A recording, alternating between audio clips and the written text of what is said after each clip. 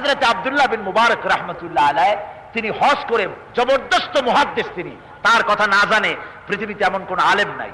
তিনি হজ করে ফিরতেছেন, এমন সময় তিনি দেখেন বাইতুল্লাহর পাশে একটা বুড়ি মেয়ে লোক পড়ে আছে চাদর মুড়ি দিয়া। উনি পাশে গিয়ে বললেন, কি লোকটা কি মরলো নাকি? কাছে গিয়ে বলছেন আসসালামু আলাইকুম। ওই বুড়ি মেয়ে লোকটা ওয়ালাইকুম আসসালাম না বলে তিনি জবাব দিলেন কোরআন দিয়া। কি দিয়া জবাব দিলেন? মেয়ে লোকটি বললেন সালামুন কাওলাম মির রাব্বির রহিম, পরম করুণাময় আল্লাহ রাব্বুল আলামিনের পক্ষ থেকে আপনার প্রতি শান্তি কথিত হোক। ওই মুহাদ্দিস সাহেব বললেন, মা হজ হয়ে গেছে, লোক সব চলে গেছে, আপনি এখানে পড়ে আছেন কেন?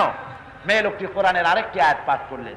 তিনি পড়লেন মাইয়ুদলিলিল্লাহু ফালা হাদিয়া লাহ, আল্লাহ যাকে পথভ্রষ্ট করে দেন তাকে কেউ হেদায়েত করতে পারে না। এই কথা বলে মেয়ে লোকটি এই কথা প্রমাণ করলো, আমি হজ করতে আসছিলাম, পথ হারায় ফেলছি, এখন আমি যাব কোথায়?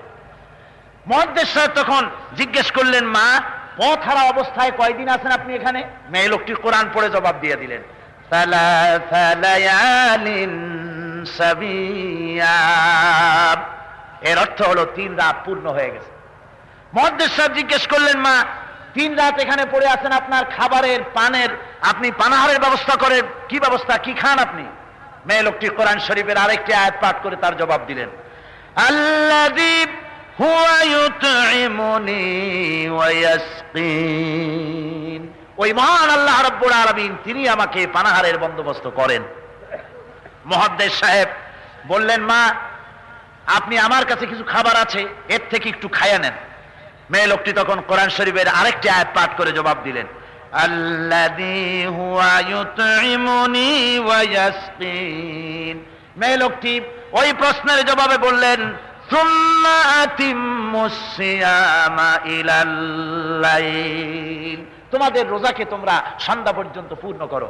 এর অর্থ হলোই মেয়ে লোকটি বুঝাতে চাইলো যে আমি রোজা রেখেছি, সন্ধ্যার আগে আমি কিছু খাইতে পারবো না। وَأَن تَصُومُوا خَيْرٌ لَكُمْ إِن كُنتُمْ تَعْلَمُونَ, যদি তোমরা নফল রোজা রাখো তাহলে তা তোমাদের জন্য অত্যন্ত কল্যাণকর হবে যদি তোমরা এটা জানো। অর্থাৎ আমি রোজা রেখেছি, আল্লাহ আমাকে এর দ্বারা বরকত দিবেন, আমি রোজা ভাঙবো না। মুহাদ্দিস সাহেব বললেন, মা, মুহাদ্দিস সাহেবের মনে চিন্তা হলো যে আমি হলাম মুহাদ্দিস আর এইটা হলো একটা বুড়ি, সে আমার সাথে কোরআন শরীফ দিয়ে কথা কয়, আচ্ছা আমি আরে ওর মাতৃভাষায় কথা কয়া ছাড়বো। বলছে, মা আপনার বাড়ি কই? মুহাদ্দিস সাহেবের ধারণা যে এই ইসের মধ্যে কি বলে কোরআন শরীফের মধ্যে কোন গ্রামের নাম নাই, এইবার ঠকায়। বুড়ি কিন্তু বাড়ি কোথায় তা ঠিক করে কোরআন শরীফ দিয়ে জবাব দিয়ে দিলেন। মেয়ে লোকটি বললেন সুবহানাল্লাযী আসরা বিআবদিহি লাইলাম মিনাল মাসজিদিল হারামি ইলাল মাসজিদিল আকসা। এই আয়াত দ্বারা বুড়ি প্রমাণ করলো যে আমার বাড়ি বাইতুল্লাহ, আসছি হজ করতে মসজিদুল হারামে, মসজিদুল আকসার কাছে আমার বাড়ি।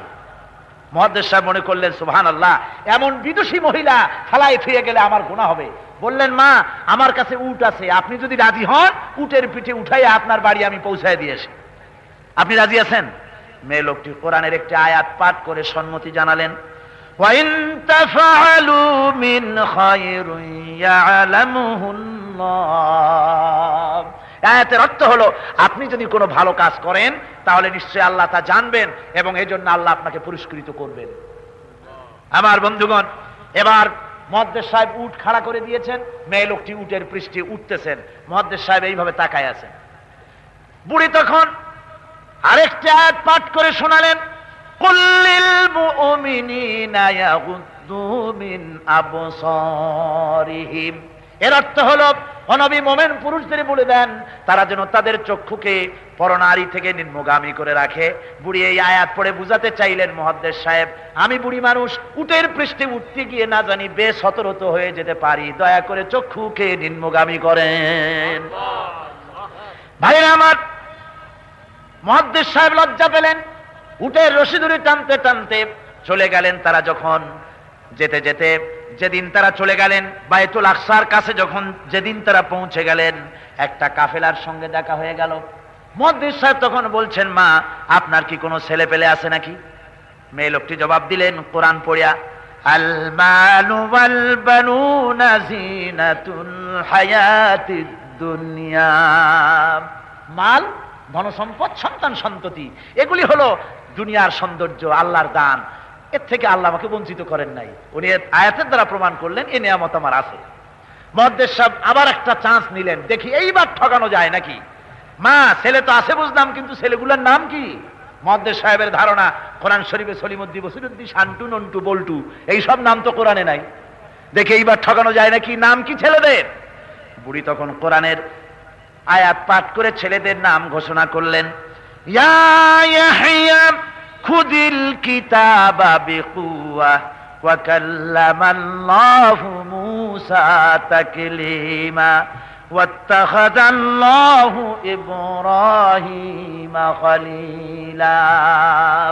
পরপর তিনটি আয়াত পড়ে তিনটা নাম বললেন, ইয়াহিয়া, ইব্রাহিম, মূসা। এই হলো আমার ছেলে। সুবহানাল্লাহি ওয়া বিহামদিহি। আমার ভাইরা, আজকাল আছে এই সব নাম।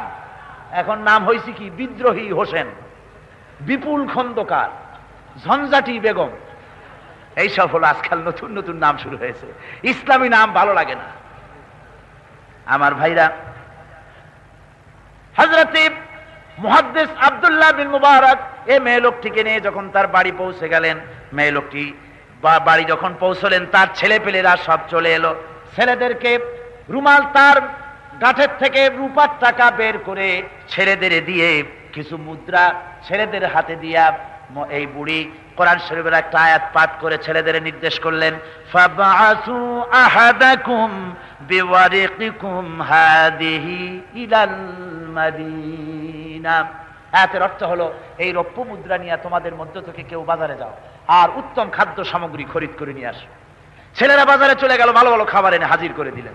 খাবারগুলি প্লেটে সাজাইয়া বুড়ি এবার এই প্লেটটা মুহাদ্দিস সাহেবের সামনে রেখে কোরআনের একটা আয়াত পাঠ করে খেতে বললেন, কুলু ওয়াশরাবু হানিয়াম বিমা আসলাফতুম ফিল আইয়ামিল খালিয়া।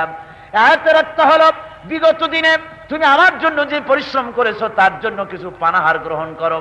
এবার মুহাদ্দিস সাহেব খাওয়া দাওয়া করিয়া বুড়ির সাথে কথা বলার আর কোনো সাহস তার মনের মধ্যে রইল না।